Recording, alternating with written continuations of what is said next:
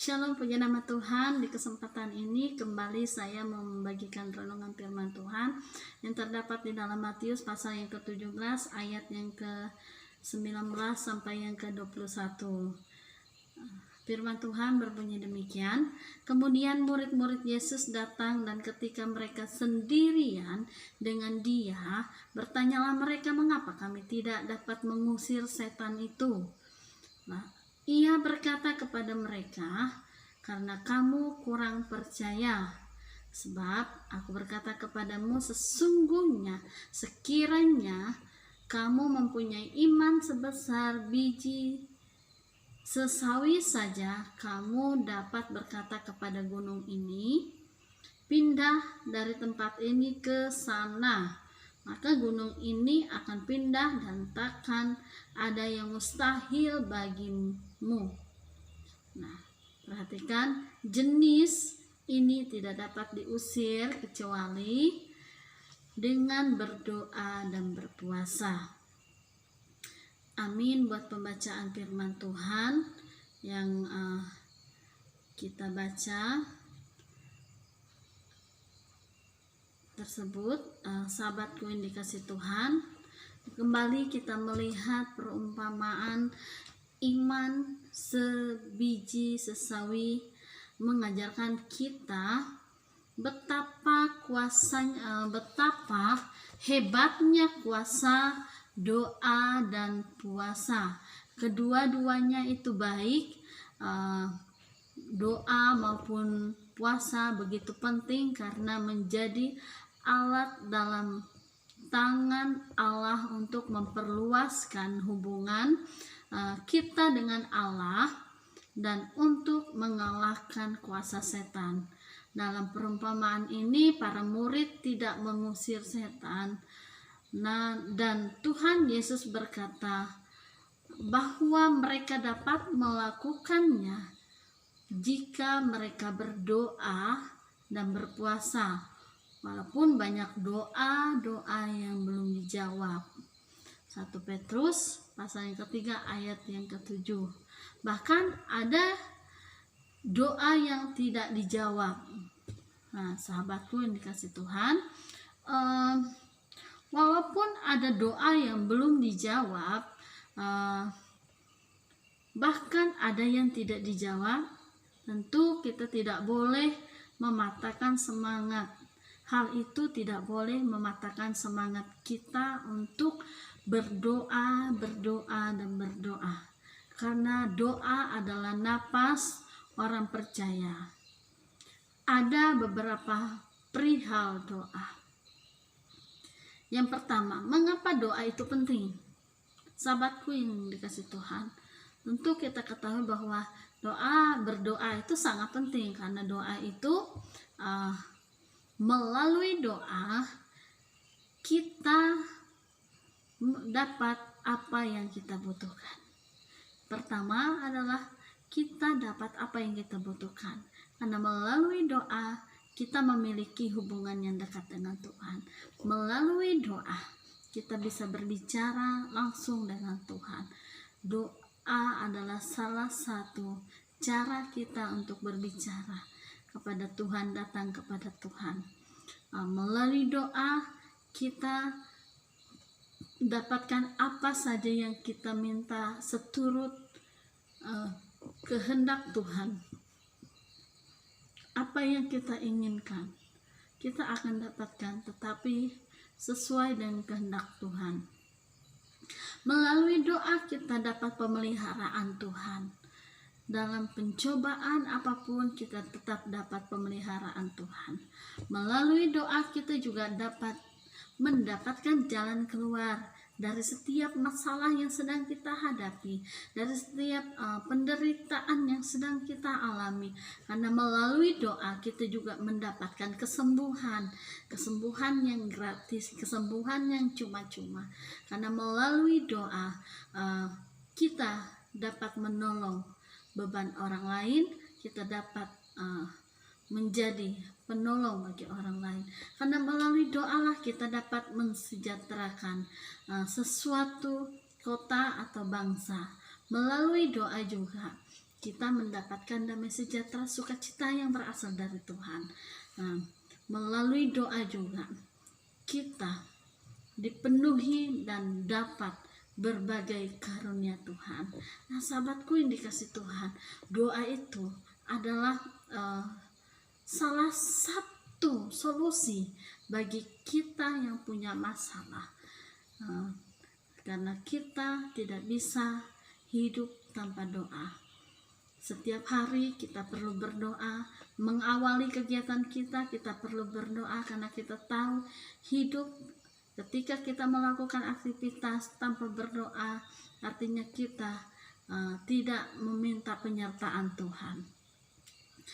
Doa itu sangat penting. Melalui doa kita akan mengalami penguasaan diri, pengendalian diri. Melalui doa bisa mendatangkan damai sejahtera bagi kita semua. Namun sahabatku yang dikasih Tuhan, ada banyak sekali yang menjadi hambatan-hambatan kita untuk berdoa. Ada hal yang menjadi hambatannya. Yang pertama adalah hambatan doa kita adalah dosa, karena kita sering melakukan kesalahan di hadapan Tuhan, melakukan pelanggaran di hadapan Tuhan. Hambatan yang kedua adalah hawa nafsu kita. Hambatan doa kita oleh karena hawa nafsu kita. Kita menginginkan hal-hal yang tidak seperti yang Tuhan ingini. Seharusnya kita percayakan kepada Tuhan. Kita mau terima apa yang Tuhan berikan kepada kita, bukan apa yang seperti yang kita mau, tetapi kita mau menerima seperti apa yang Tuhan mau dalam kehidupan kita. Hambatan doa kita juga karena kadang-kala kita berdoanya malas-malasan, tidak sungguh-sungguh, main-main saja berdoanya, karena merasa sudah pandai menjadi orang pendoa, sudah pandai merangkaikan kata-kata. Akhirnya kita cuman berdoa tidak sungguh-sungguh, berdoa karena kita pandai merangkaikan kata-kata. Itu adalah sebuah hambatan dalam kita berdoa. Hambatan doa adalah hati yang tidak tenang. Hati yang tidak tenang artinya kita tidak berfokus kepada Tuhan. Masih ada ganjalan, masih ada hal yang menghambat kita. Lalu hambatan doa adalah karena kita kurang iman, kurang percaya bahwa kuasa doa besar untuk kita. Tuhan sudah menyediakan hal-hal yang baik. Sahabatku yang dikasih Tuhan, mari tetaplah berdoa. 1 Tesalonika pasal yang ke-17, pasal yang ke-5 ayat yang ke-17, itu pun berbicara mengingatkan kita untuk tetap selalu berdoa, karena doa adalah sumber segala-gala jawaban dari setiap masalah kita. Tuhan mendengarkan, mengetahui setiap masalah kita sekalipun kita tidak berdoa, tapi Tuhan mau kita mencari Dia, karena dengan berdoa kita mencari Tuhan, kita datang kepadanya, kita bisa berkeluh kesah kepadanya.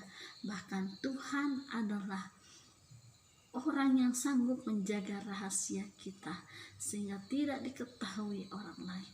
Hanya Tuhan satu-satunya lah yang sanggup menolong kita. Dan lakukanlah setiap kali berdoa, ucapkan syukur dalam segala hal, karena setiap detik napas yang kita, udara yang kita hirup itu adalah anugerah dari Tuhan. Jadi belajarlah, awali harimu, awali kegiatanmu dengan berdoa terlebih dahulu, karena ketika kita berdoa kita sudah percayakan Tuhan untuk mengendalikan, melingkupi kita, menyertai kita dalam setiap langkah-langkah hidup kita. Jangan malas-malasan untuk berdoa, sekalipun mungkin lelah, capek pulang dari kerja. Percaya bahwa doa adalah sumber segala-gala dari segala pergumulan kita, karena Tuhan mendengar doa orang yang sungguh-sungguh, karena Tuhan mendengar doa orang yang beriman, orang yang percaya, yakin, dan penuh kepercayaan kepada Tuhan, totalitas percaya kepada Tuhan. Semoga kita semua semakin dikuatkan melalui setiap doa. Sahabatku yang dikasih Tuhan, beberapa hari yang lalu saya juga mengalami masalah yang mungkin secara dunia mungkin saya akan memarahi orang tersebut atau bagaimana, tapi ketika saya mendengar kabar itu bahwa ada orang seperti ini, saya sangat-sangat tidak terima dan saya kecewa, karena jujur belasan tahun saya berdoa untuk akses jalan ke tanah gereja yang kami rindukan, kami akan bangun. Tiba-tiba lahan gereja yang kami gugurkan ini punya masalah sedikit, dan secara dunia saya tidak menerimanya. Tetapi ketika saya hati saya sedang marah, waktu itu juga Tuhan mengirim, saya mendengar suara, bangun, masuklah di kamar, tutuplah pintu kamar dan berdoa. Pas ketika saya mau saya mau duduk berdoa, suami saya sempat berkata, kamu ketika mau berdoa selalu tidak tepat waktunya, entah orang mau beraktivitas atau apa. Lalu saya menjawab, saya mau berdoa ketika ada Roh Kudus datang. Ketika Tuhan berbicara, saya harus bangun, saya pergi berdoa. Saya tidak peduli waktu itu tepat atau tidak tepatnya. Ketika ada suara bilang saya harus bangun berdoa, saya juga akan bangun berdoa. Tahukah sahabatku yang dikasih Tuhan, ketika saya kesal sekali dengan orang tersebut, saya benar-benar kesal secara pribadi, daging saya tidak terima akan kondisi masalah lahan gereja ini. Saya datang sama Tuhan, saya berdoa, saya menangis, lalu saya mencurahkan segala isi hati saya kepada Tuhan. Dalam setiap pujian penyembahan saya dengan cucuran air mata yang begitu banyak, namun perlahan-lahan Tuhan memberikan saya ketenangan, Tuhan memberikan saya kedamaian, memberikan saya kembalikan sukacita saya, dan Tuhan mengingatkan saya untuk tidak memikirkan kembali akan hal tanah gereja ini. Percayakan kepada Tuhan. Tuhan mengingatkan saya selalu percaya kepada Tuhan, bahwa Tuhan menyediakan yang terbaik bagi apa yang sedang kami gumulkan. Di tengah-tengah saya berdoa, tahukah sahabatku yang dikasih Tuhan, belum selesai saya berdoa, saya mendengar suara orang yang sedang membuat saya kecewa, sedang membuat saya terluka. Tiba-tiba mereka datang ke rumah dengan tertawa, dengan kondisi mereka yang tidak mengerti bahwa saya benar-benar sedang terluka. Namun saya bersyukur, selesai saya berdoa, Tuhan benar-benar memberikan saya kekuatan. Taulah, puji nama Tuhan, sehingga saya bisa duduk tenang, saya bisa mengendalikan diri saya bisa berbicara dengan sopan dan baik, sehingga sampai mereka kembali pun ke rumah, mereka tidak mengetahui bahwa saya sempat kecewa, saya sempat terluka oleh karena perbuatan mereka kepada kami. Namun hal yang di luar jangkauan pikiran saya, Tuhan benar-benar menolong saya hari itu, agar saya tidak melakukan kesalahan, agar saya tidak melakukan pelanggaran di hadapan Tuhan. Bukan hanya mereka membuat saya kecewa akan lahan tanah gereja ini, namun dengan santainya mereka datang ke rumah, menangkap ayam yang sedang kami pelihara, sedang anak-anak saya pelihara, dengan mengambil cuma-cuma. Padahal itu istilahnya kami pelihara adalah untuk tabungan anak-anak sekolah, untuk mereka, biaya mereka sekolah, membeli keperluan sekolah. Setelah mereka membuat kami terluka, mereka mengangkat beberapa ekor ayam pergi, dan lalu minta beras dengan yang cukup lumayan banyaknya, berjanji 1 minggu kemudian baru mereka akan kembalikan membayarnya. Namun sampai hari ini belum dibayarkan, tapi saya tidak pernah berpikir untuk menagih janji mereka. Yang saya mau saksikan di sini, bagaimana Tuhan menolong saya melalui doa, bagaimana Tuhan menyejukkan hati saya, memberikan saya sukacita, damai sejahtera. Sampai hari ini saya duduk di sini bersaksi bagaimana Tuhan menolong melalui doa. Sangat-sangat luar biasa.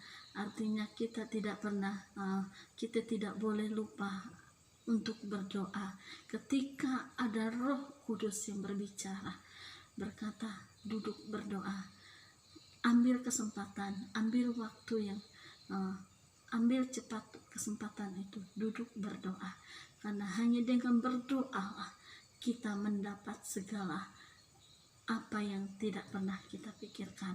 Jujur, jika bukan Tuhan yang mengambil alih untuk mengelola hati saya, pikiran saya tidak mampu menghadapi mereka dengan hati yang kesal, dengan hati yang kecewa, hati yang terluka. Saudara tahu, ketika orang sedang sakit hati, ketika orang sedang kecewa, responnya pasti sangat-sangat tidak baik. Tapi malam hari itu saya sangat bersyukur oleh karena kemurahan Tuhan, oleh karena kebaikan Tuhan. Karena saya juga taat, ketika hati saya kecewa, terluka, Tuhan mengingatkan saya untuk duduk berdoa. Seandainya saya tidak mengambil kesempatan itu, bahkan kesempatan itu sempat saya dicegah oleh suami saya untuk tidak duduk melakukan doa, karena dia bilang waktu yang tidak tepat. Ketika saya mengambil waktu berdoa, itu bukan waktu yang tepat. Tapi saya tahu Tuhan punya rencana yang begitu luar biasa, sehingga saya bukannya saya sakit bukannya saya membalas kejahatan dengan kejahatan, namun Tuhan memampukan saya membalas kejahatan itu dengan kebaikan. Saya sangat bersyukur sekali, sekalipun mereka tidak mengembalikan seperti janji mereka. Saya tidak mengharapkan itu kembali, tapi saya tahu Tuhan akan menggantikan semuanya itu dengan melimpah-limpah, dengan berkat yang begitu luar biasa. Demikian kesaksian saya. Saya rindu sahabatku yang dikasih Tuhan, jika kita mengalami masalah, persoalan apapun itu, atau sekalipun kita duduk tenang tidak punya masalah apapun, ketika kita mendengar suara atau ada suara yang muncul dari dalam hati kita, duduk dan berdoa. Ambillah kesempatan, langsung duduk berdoa, karena mungkin saja akan ada masalah yang kita hadapi, mungkin saja akan ada sesuatu yang terjadi, supaya kita terlindungi, supaya kita diselamatkan, supaya kita memiliki kekuatan untuk menghadapi setiap masalah. Duduklah berdoa, percaya doa punya kuasa yang begitu luar biasa, memampukan kita, memulihkan hidup kita, memberikan damai sejahtera, sukacita untuk kita semua. Amin. Firman Tuhan. Tuhan Yesus memberkati kita semua. Amin.